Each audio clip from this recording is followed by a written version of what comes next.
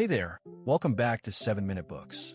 I'm Sam, and today we're talking about Brian Kilmeade's dual biography, Teddy and Booker T. So Sophie, what made you want to pick this one up? Hey there, Sam. The premise alone is wild. You've got this hyperactive, privileged New York aristocrat and a man born into slavery who becomes the most powerful black leader in America. And they became genuine friends and political allies. I had to know how that worked. Right? It's not a pairing you'd expect. And the book really leans into the idea that it wasn't just transactional. They actually shared a worldview. Both were big on self-reliance and merit. Exactly. They both believed in the American dream, that individual effort should determine your place in society. Roosevelt saw Washington as the embodiment of the strenuous life, a guy who remade himself through sheer will. And Washington saw Roosevelt as a white leader who would judge black people on their merits, not their skin color.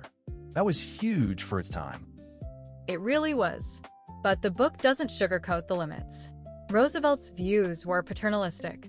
He believed in Anglo-Saxon superiority, but thought other races could rise through effort.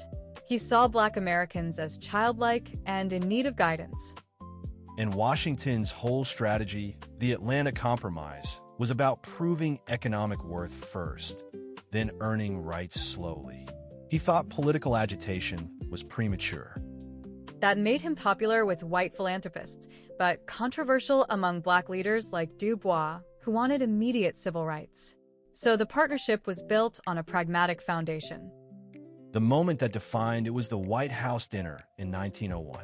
Roosevelt invited Washington for a formal meal. No black man had ever done that. The South erupted in fury. Roosevelt was defiant at first. He said he'd treat any man with respect regardless of color. That dinner solidified their alliance and showed Washington's influence as the go-to race advisor. So what did they actually accomplish together? Beyond the symbolism. A lot, actually. Washington would send Roosevelt lists of black candidates for federal jobs in the South. Roosevelt appointed more black men to office than any president since Reconstruction. Washington also advised on racial violence and navigating Southern politics.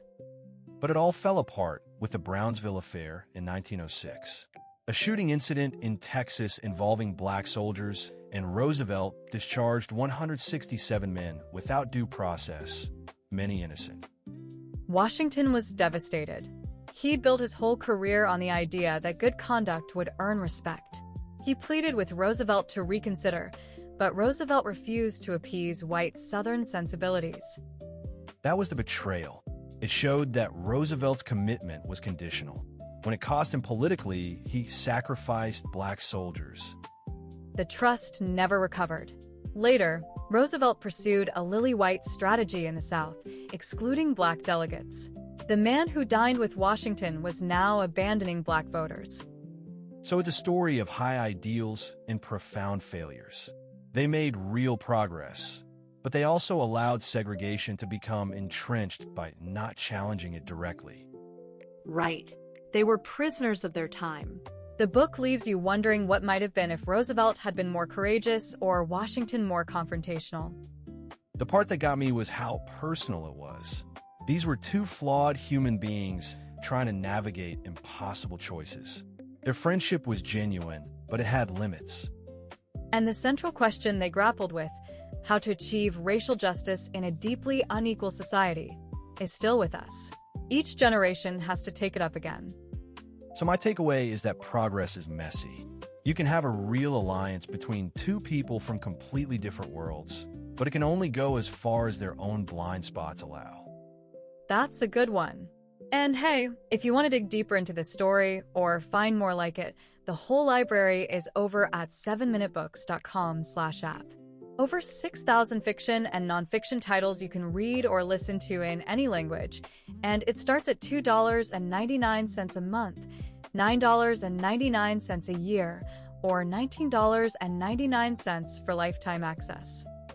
Yeah, check it out.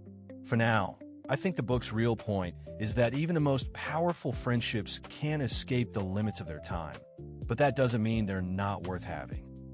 Well said. We'll see you in the next one.